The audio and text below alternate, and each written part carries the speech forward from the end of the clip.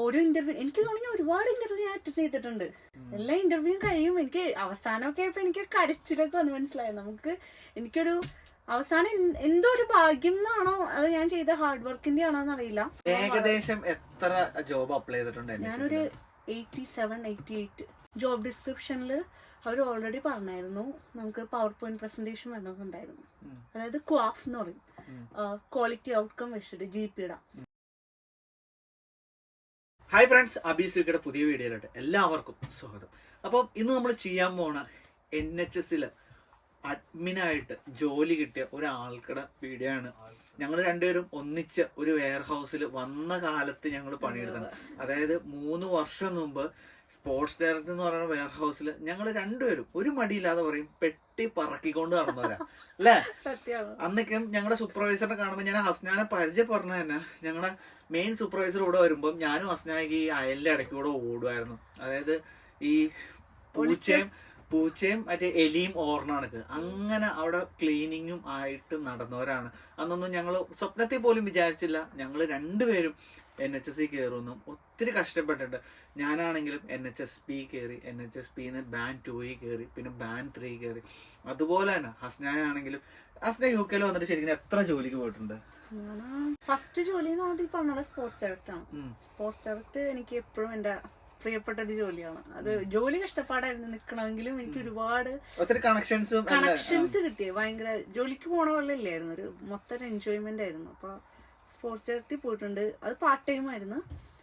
പിന്നെ അത് കഴിഞ്ഞിട്ട് ഞാന് ഒരു പ്രിപ്പറേഷൻ അഡ്മിനിസ്ട്രേറ്റർ എന്ന് പറഞ്ഞ ജോലി ഉണ്ടായി.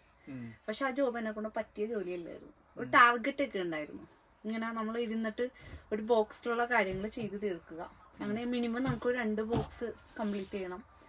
അപ്പോൾ ആ ജോലി എനിക്ക് പറ്റാത്തൊരു ജോലിയായിരുന്നു. അവസാനം ഞാനത് പോന്നു.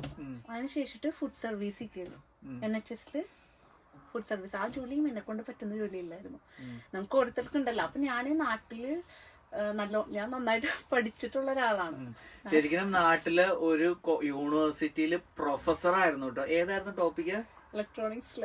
ഇലക്ട്രോണിക്സിൽ പ്രൊഫസർ ആയിട്ടുള്ള ആളായിരുന്നു. അപ്പം ഓക്കെ. എന്നിട്ട് അപ്പൊ ഞാൻ അത്രയും പഠിച്ചത് കൊണ്ടാണോ പിന്നെ ഇവിടെ വന്ന് ഞാന് ശരിക്കും പറഞ്ഞാൽ ഞാൻ പഠിച്ചു. പോളിടെക്നിക് പഠിച്ചു, BTech കഴിഞ്ഞു, MTech കഴിഞ്ഞു. എന്നിട്ട് കോളേജിൽ പഠിപ്പിച്ചു. അതിനുശേഷം ഞാൻ ഇവിടെ വന്ന് എഞ്ചിനീയറിംഗ് മാനേജ്മെന്റ് എടുത്തു. എന്നിട്ട് പിന്നെ ഞാൻ ഈ വക ജോലി ചെയ്യുമ്പോഴുള്ള ഒരു ഇൻസെക്യൂരിറ്റി ഉണ്ടല്ലോ നമ്മളെ മനസ്സിൽ, എനിക്ക് ഭയങ്കര വിഷമമായിരുന്നു. എന്താ എവിടെ എത്തണില്ലല്ലോ എന്നുള്ളൊരു സാധനമില്ലേ. അത് ശരിയാണ്. UK വന്ന 99% ആളുകൾക്കുള്ള ഇത് തന്നെയാണ് കാര്യം. ഞാനും മെക്കാനിക്കൽ എഞ്ചിനീയർ, 6 വർഷം എക്സ്പീരിയൻസ് ഉണ്ട്. ഞാൻ ഇവിടെ വന്നിട്ട് കാറ്ററിങ്, അതായത് കല്യാണത്തിന് ചോറ് വിളമ്പാൻ പോയിട്ടുണ്ട്. പിന്നെ യൂണിവേഴ്സിറ്റിയിൽ ക്ലീനിങ്ങിന്റെ ജോബിന് പോയിട്ടുണ്ട്. പിന്നെ സ്പോർട്സ് ഡയറക്ടറിൽ പോയിട്ടുണ്ട്. അങ്ങനെ ഒരു സ്റ്റേജ് ആണ് നമ്മുടെ UK. അതെ അതെ അതെ. പിന്നെ നമ്മളിവിടെ എന്ത് പണിയെടുത്താലും ഇവിടെ പൈസ കിട്ടുന്നതുകൊണ്ട് എനിക്ക് പണിയെടുക്കാതെ കൊണ്ട് മടി ഉണ്ടായിരുന്നില്ല. ഏത് ജോലിക്കും നമുക്കിവിടെ പേയ്മെന്റ് കിട്ടും. ജോലിക്ക് പോവാൻ പറ്റൂലേ, നിർത്താം, അടുത്ത പണി നോക്കാം. ആ ഒരു ആറ്റിറ്റ്യൂഡിൽ നിൽക്കുക. മാക്സിമം പൈസ ഉണ്ടാക്കുക എന്നുള്ളതാണ് നമ്മൾ. ആ സമയത്ത് നമ്മൾ ലോൺ എടുത്ത് അത്രയും ഹൈ ഫീസ് കൊടുത്താണല്ലോ നമ്മൾ വന്നേ. അപ്പൊ അതുകൊണ്ട് നമ്മൾ എന്ത് ജോലി ചെയ്തും അത് ആ ഒരു പീരീഡ് കഴിച്ചെടുക്കുക എന്നുള്ളതുണ്ടല്ലോ. പക്ഷെ എന്ത് ജോലി ചെയ്യുമ്പോഴും എന്റെ ഉള്ളില് ഡീപ്പ് ഇൻസൈഡ് ഈ പറഞ്ഞ പോലെ ഞാന് അത്യാവശ്യം നല്ല നിലയിൽ നാട്ടിൽ നിന്നതാണല്ലോ എന്നുള്ളൊരു വിഷമം ഉണ്ടായിരുന്നു. ഇപ്പം ഹസ്ന വർക്ക് ചെയ്യണ പൊസിഷന്റെ പേരെന്താണ്? ഇപ്പൊ ഞാൻ വർക്ക് ചെയ്യുന്നത് ശരിക്കും പറഞ്ഞു കഴിഞ്ഞാൽ സെൻട്രലൈസ്ഡ് അഡ്മിൻ സപ്പോർട്ട് ഓഫീസറാണ്. പക്ഷെ അതിന് മുമ്പിട്ട് ഞാൻ പറഞ്ഞ പോലെ ഫുഡ് സർവീസിൽ ഫസ്റ്റ് കയറി. അതിനുശേഷിട്ട് അത് ഈ പറഞ്ഞ പോലെ ഒരു വൈറ്റ് കോളർ ജോബ് അല്ല ശരിക്കും പറഞ്ഞാൽ. ഫുഡ് സർവീസ് നമ്മൾ പേഷ്യൻസിന് അവർക്ക് മെനു അനുസരിച്ച് ഫുഡ് കൊടുക്കുക എന്നുള്ളതാണ്. നമ്മൾ ഫുഡ് ഉണ്ടാക്കുന്നുണ്ടെങ്കിൽ പോലും അത് പ്രീ ഹീറ്റ് ചെയ്യുക, സെർവ് ചെയ്യുക. അതും എന്നെ കൊണ്ട് എന്താ പറയുക വൈറ്റ് കോളർ ജോബ് അല്ല ശരിക്കും പറഞ്ഞത്. അപ്പൊ എനിക്ക് എങ്ങനെയെങ്കിലും ഞാൻ ഇത്രയും പഠിച്ചിട്ട് എനിക്ക് ഇനി ഇവിടെ ടീച്ചിങ്ങിനോട് താല്പര്യം ഉണ്ടായിരുന്നില്ല. ഇവിടുത്തെ ടീച്ചിങ്ങും നമ്മുടെ ടീച്ചിങ്ങും എൻറ്റയർലി ഡിഫറെന്റ് ആണ്. അപ്പൊ ഞാൻ ഓർത്ത് NHS തന്നെ ഒരു വൈറ്റ് കോളർ ജോബ് കണ്ടുപിടിക്കണം. അങ്ങനെ എനിക്കൊരു വാശിയായി അത്. അപ്പൊ ഞാൻ അങ്ങനെ ഒരുപാട് ജോലി അപ്ലൈ ചെയ്തു. എല്ലാ റിജക്ഷൻ വരും. അപ്പൊ റിജക്ഷൻ വന്നാൽ ഞാൻ അന്നൊരു 3 കൂടി അപ്ലൈ ചെയ്യും. എന്റെ ഒരു വിഷയം. ഏകദേശം എത്ര ജോബ് അപ്ലൈ ചെയ്തിട്ടുണ്ട്? ഞാനൊരു 87-88 ആപ്ലിക്കേഷൻസ് എന്റെ ഉണ്ട് NHS. അപ്ലൈ ചെയ്തിട്ട് റിജക്ഷൻസ് മാത്രം വന്നിട്ടുണ്ട്. റിജക്ഷൻസ്. അതെ അതെ. ഈ 80 സക്സസ്ഫുൾ ആയി ഇന്റർവ്യൂ പോയ എത്ര ഉണ്ട്? എന്താന്ന് വെച്ച് കഴിഞ്ഞാൽ ആദ്യത്തെ ഒരു 10-12 എണ്ണം അടുപ്പിച്ച് റിജക്ഷൻ വന്നു. പക്ഷെ ഒരു 13ാമത്തെ എനിക്കാണ് ഇന്റർവ്യൂ കിട്ടി. അത് ഫെയിലായി. അപ്പൊ ഞാൻ ആ ഇന്റർവ്യൂ ഞാൻ കഴിഞ്ഞ് വന്നതിന് ഫെയിലായിന്ന് എനിക്ക് മനസ്സിലായി. ഞാൻ അപ്പൊ തന്നെ അടുത്തത് ഒരു അപ്ലൈ ചെയ്യും. അപ്ലൈ ചെയ്യുന്ന നമ്മുടെ സപ്പോർട്ടിങ് ഇൻഫോർമേഷൻ അത്രയും ഫോക്കസ് ചെയ്തിട്ട് കൊടുക്കും. എന്തൊക്കെ ഞാൻ പോരായ്മകൾ വരുത്തി നമുക്ക് അറിയാൻ പറ്റുമല്ലോ. അങ്ങനെ ഓരോ ഇന്റർവ്യൂ എനിക്ക് തോന്നുന്നു ഒരുപാട് ഇന്റർവ്യൂ ഞാൻ അറ്റൻഡ് ചെയ്തിട്ടുണ്ട്. എല്ലാ ഇന്റർവ്യൂവും കഴിയും. എനിക്ക് അവസാനമൊക്കെ ആയപ്പോ എനിക്ക് കരച്ചിലൊക്കെ വന്ന് മനസ്സിലായി. എനിക്കൊരു അവസാനം എന്തോ ഒരു ഭാഗ്യം എന്നാണോ അത് ഞാൻ ചെയ്ത ഹാർഡ് വർക്കിന്റെ ആണോ എന്നറിയില്ല. പക്ഷെ അസ്ന ഒത്തിരി കഷ്ടപ്പെട്ടിട്ടുണ്ട്. കാര്യം അസ്ന ഒരേ ഇന്റർവ്യൂ ആകുമ്പോ എന്റെ അടുത്താണെങ്കിൽ ഇന്ന പോസ്റ്റിൽ വർക്ക് ചെയ്ത ആരെങ്കിലും NHS വർക്ക് ചെയ്തവരുണ്ടോ, അവർക്കുടെ കോണ്ടാക്ട്സ് അങ്ങനെ ഒത്തിരി ചോദിച്ചിട്ടുണ്ടായിരുന്നു അസ്ന കാര്യം. അങ്ങനെ എനിക്ക് പേഷ്യന്റ് പാത്വേ കോർഡിനേറ്റർ PPC എന്ന് പറയും. അതായത് നമ്മുടെ നാട്ടിലെ മെഡിക്കൽ സെക്രട്ടറി പോലത്തെ ഒരു പോസ്റ്റ്. നല്ല പോസ്റ്റ് ആയിരുന്നു, നല്ലൊരു ജോബായിരുന്നു. പക്ഷെ അത് കിങ്സ് മിൽ ഹോസ്പിറ്റലായിരുന്നു, മാൻസ്ഫീൽഡ് ആണ്. അപ്പൊ എന്റെ വീട്ടിൽ നിന്ന് അതൊരു 1 hour ട്രാവലിംഗ് ഉണ്ട്. പക്ഷെ ഞാനത് എടുത്തു. ആ ജോലി എന്തോ ഭാഗ്യത്തിന് എനിക്കത് കിട്ടി. അങ്ങനെ ആ ജോലി അങ്ങനെയാണ് അതാണ് ശരിക്കും പറഞ്ഞാൽ എൻ്റെ ഒരു NHS-ലോട്ടുള്ളൊരു ഇൻട്രോ എന്ന് പറയുന്നത്. പിന്നെ ഈ പറഞ്ഞ പോലെ നമുക്കറിയാലോ, വീട്ടിൽ നിന്ന് 1 മണിക്കൂർ ട്രാവൽ ചെയ്ത് വരാം. എനിക്കൊരു കുട്ടിയുണ്ട്, ഹസ്ബൻഡ് ഉണ്ട്. അപ്പം എനിക്കത് പിന്നെ ഡിഫിക്കൽട്ടായി വന്നു. അങ്ങനെയാണ് ഞാൻ നോട്ടിംഗ്ഹാമിൽ തന്നെ ജോലി നോക്കിയത്. അപ്പൊ ഇതേപോലെ തന്നെ നോട്ടിംഗ്ഹാമിൽ ഞാൻ ജോലി നോക്കിയിട്ട് അപ്പോഴാണ് ഞാൻ അറിഞ്ഞത് നോട്ടിംഗ്ഹാം GP NCGPA എന്ന് പറയും, Nottingham city general practice alliances എന്ന് പറഞ്ഞിട്ട് വേറെ ഒരു ട്രസ്റ്റ് ഉണ്ട് നോട്ടിംഗ്ഹാമില്, നോട്ടിംഗ്ഹാം യൂണിവേഴ്സിറ്റി ഹോസ്പിറ്റൽസ് അല്ലാതെ. അപ്പൊ ഞാൻ അതിലൊന്ന് അപ്ലൈ ചെയ്ത് നോക്കിയതാ. അപ്പോഴാണ് എനിക്ക് അൽഹംദുലില്ലാ നോട്ടിംഗ്ഹാം സിറ്റി GP അലയൻസസിന്റെ ഹെഡ് ക്വാർട്ടേഴ്സിൽ പറഞ്ഞ പോലെ അത് ജസ്റ്റ് എന്റെ വീട്ടിൽ നിന്ന് ഭാഗ്യം കൊണ്ടെന്ന് വെച്ചാൽ 10 മിനിറ്റ് ഉള്ളൂ അതായത് നടക്കാൻ ബസ്സിൽ 10 മിനിറ്റ് ഉള്ളൂ. ഇപ്പൊ കാറിലാണെങ്കിൽ 5-6 മിനിറ്റ് അങ്ങനെ രക്ഷപ്പെട്ടു. അതെ. ശരിക്കും എങ്ങനെ ഉണ്ടായിരുന്നു അതിന്റെ ഒരു ഇന്റർവ്യൂവും കാര്യങ്ങളും എല്ലാം? അപ്പൊ ഈ ഇന്റർവ്യൂവിന് പോയപ്പോന്ന് വെച്ച് കഴിഞ്ഞാൽ ജോബ് ഡിസ്ക്രിപ്ഷനിൽ അവർ ഓൾറെഡി പറഞ്ഞായിരുന്നു നമുക്ക് പവർ പോയിന്റ് പ്രസന്റേഷൻ വേണമെന്നുണ്ടായിരുന്നു. അതായത് ക്വാഫ് എന്ന് പറയും, ക്വാളിറ്റി ഔട്ട്കം വെച്ചിട്ട് GPയുടെ. നമുക്ക് ക്രോണിക് ഡിസീസസ് ഉണ്ടല്ലോ, ഈ smear test, diabetic review, asthma review, ഇതിന്റെയൊക്കെ പറ്റിയിട്ടുള്ളൊരു ഫണ്ട് കിട്ടുന്ന ഒരു പരിപാടി ഉണ്ട് GPക്ക്. അപ്പൊ ആ ക്വാഫിനെ പറ്റിയിട്ടൊരു പവർ പോയിന്റ് പ്രസന്റേഷൻ ചോദിച്ചായിരുന്നു.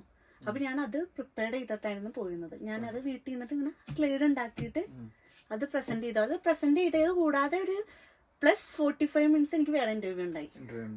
അതെ, ജോലി വലിയ ജോലിയായിട്ടല്ല ഞാൻ പറയണേ, പക്ഷേ ഓരോ ഇന്റർവ്യൂ നമ്മള് പ്രിപ്പയർ ചെയ്ത് പോയാൽ മാത്രമേ കിട്ടുള്ളൂ. എൻ്റെ ഒരു പോളിസി ആട്ടെ. ഇനി ബാക്കിയുള്ളവർക്ക് കിട്ടുന്നത് ചിലപ്പോൾ ലക്കോ അത് എനിക്കറിയില്ല. ഞാൻ നല്ലോണം കഷ്ടപ്പെട്ടിട്ടാണ് എനിക്ക് ഇന്റർവ്യൂവിന് ഞാൻ കയറി വന്നേക്കുന്നത്. ഓക്കെ. അപ്പൊ ആ പ്രസന്റേഷൻ എങ്ങനെയാണ് ചെയ്തത്? ശരിക്കും സ്ലൈഡ് മാറ്റി എക്സ്പ്ലെയിൻ ചെയ്ത് നമ്മള് പ്രൊജക്ടറില് ഞാൻ എന്റെ അടുത്ത് മുമ്പിൽ എത്ര പേരുണ്ടാവും? അസ്നയുടെ മുമ്പില് എന്റെ മുന്നിൽ 3 പേരുണ്ടായുള്ളൂ. 3 പേര്. അതെ. അപ്പൊ ഒരു ഡിസ്പ്ലേയിൽ ഇങ്ങനെ സ്ലൈഡ് മാറ്റി മാറ്റി എക്സ്പ്ലെയിൻ ചെയ്യണം. അതെ, നമ്മളത് അതായത് അവർക്ക് ജസ്റ്റ് അറിഞ്ഞാൽ മതി നമ്മൾ ഇതിനെപ്പറ്റി അവെയർ ആണോ അല്ലയോ. ഒരു 8 സ്ലൈഡ് മതി. സംഭവം നമുക്ക് അതിനെപ്പറ്റി ഐഡിയ ഉണ്ടോ. പക്ഷെ അത് ഐഡിയ ഉണ്ടായിരുന്നിട്ട് പോലും അത് കൂടാണ്ട് എന്നോട് 40 മിനിറ്റ് വേറെ ക്വസ്റ്റ്യൻ ചോദിച്ചു. എന്തൊക്കെയാണ് അവർ ചോദിച്ചത്? ജസ്റ്റ് ഒന്ന് ക്വിക്കായിട്ടൊന്ന് പറയാമോ? ചോദിച്ചത് നോർമല് ഇപ്പൊ എനിക്കിപ്പോ ഇതിനു മുമ്പത്തെ എന്റെ ഒരു എക്സ്പീരിയൻസ് എനിക്ക് ഗുണപ്പെട്ടു, പേഷ്യന്റ് പാത്വേ കോർഡിനേറ്റർ. അപ്പൊ എനിക്ക് ഓൾറെഡി ആ ഒരു പേഷ്യൻസിനെ ഡീൽ ചെയ്യുന്ന എങ്ങനെയെന്നുള്ള കാര്യങ്ങളെ പറ്റിയിട്ടൊക്കെ ഒരു രീതിയും ഒക്കെ എനിക്കറിയായിരുന്നു. അപ്പൊ അതുമായിട്ട് റിലേറ്റ് ചെയ്ത കുറെ ക്വസ്റ്റ്യൻസ് ഉണ്ടായിരുന്നു. ഇപ്പൊ ഇന്നൊരു പേഷ്യന്റ് ഇങ്ങനെ വന്നാൽ എന്ത് ചെയ്യും, അല്ലെങ്കിൽ ഇങ്ങനെ 2 പേഷ്യൻസ് വന്നാൽ നിങ്ങൾ ഇതിന് ഏതിനാ ഫസ്റ്റ് ഹാൻഡിൽ ചെയ്യും. അങ്ങനെ സിമ്പിൾ ക്വസ്റ്റ്യൻ തുടങ്ങിയിട്ട് എല്ലാം ചോദിച്ചു. ലാസ്റ്റ് എന്നോട് ചോദിച്ചത് നിങ്ങൾക്ക് ഏറ്റവും ഇഷ്ടപ്പെട്ട, നിങ്ങൾ വെറുതെ ഇരിക്കുമ്പോ ഹോബി പോലെ, അത് ഏറ്റവും ലാസ്റ്റ് ആയിട്ട് ചോദിച്ചതാണ്. ഞാൻ ഓർത്ത് അതൊരു ചോദ്യമൊന്നും എനിക്ക് മനസ്സിലായില്ലായിരുന്നു. പക്ഷെ അവർ ചോദിച്ചാൽ നിങ്ങൾക്ക് ഏറ്റവും വെറുതെ ഇരിക്കുമ്പോൾ നിങ്ങൾ ചെയ്യുന്ന കാര്യം എന്താണ്. അപ്പൊ എന്റെ അടുത്ത് പറഞ്ഞു, നോർമലി എല്ലാവരും പറഞ്ഞ പോലെ കുക്കിങ്ങോ അതൊന്നും പറയാൻ നിൽക്കണ്ട, അങ്ങനെ എന്താണ് നിങ്ങൾക്ക് പറ്റുന്നതെന്ന് അങ്ങനെയൊക്കെ ചോദിച്ചായിരുന്നു. അപ്പൊ ഞാൻ അതെന്താ പറഞ്ഞതെന്ന് വെച്ച് കഴിഞ്ഞാൽ ഞാൻ നന്നായിട്ട് എഴുതുന്ന ആളായിരുന്നു. അപ്പൊ ഞാൻ അവരോട് പറഞ്ഞു ഞാൻ അങ്ങനെ നന്നായിട്ട് എഴുതും. ഞാൻ പറഞ്ഞപ്പോ നിങ്ങളുടെ ലാംഗ്വേജ് അല്ല, ഞാൻ എന്റെ മലയാളത്തിലാണ് എഴുതുന്നത്, എന്റെ മാതൃഭാഷയിലാണ് എഴുതുന്നത്. അപ്പൊ അവര് ചോദിച്ചു എന്താ സിനിമയാണോ, എന്തെങ്കിലും കണ്ടിട്ട് റിവ്യൂ ആണോ? അപ്പൊ നമ്മൾ അങ്ങനെയല്ല, ഞാനിപ്പോ ഇവിടെ ഇന്റർവ്യൂ കഴിഞ്ഞില്ലേ, അപ്പൊ ഞാൻ ആ ഒരു ഇന്റർവ്യൂവിനെ ഞാൻ എന്റെ വീട്ടിൽ ചെന്നിട്ട് ഒന്ന് ഒബ്സർവ് ചെയ്യും. ഞാൻ ഇന്ന് എങ്ങനെയാണോ പറഞ്ഞത്, നന്നായിട്ടാണോ പറഞ്ഞത്, അല്ലെങ്കിൽ ഇനി എനിക്ക് എന്തൊക്കെ ചെയ്യാൻ പറ്റും ഈ ഇന്റർവ്യൂല്.